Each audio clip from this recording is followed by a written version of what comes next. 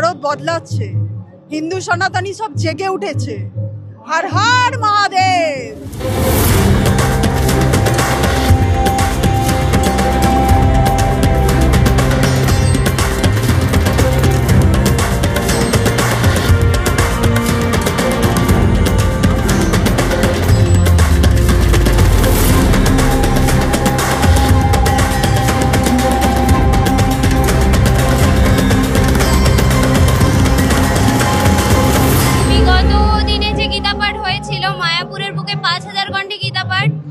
সেখানে আমরা ছিলাম, আর আমাদের বিগত দিন ধরে যে গীতা পাঠ হয়ে যাচ্ছে এটা চতুর্থ বছর চলছে, এখানে আমরা উপস্থিত হয়েছি।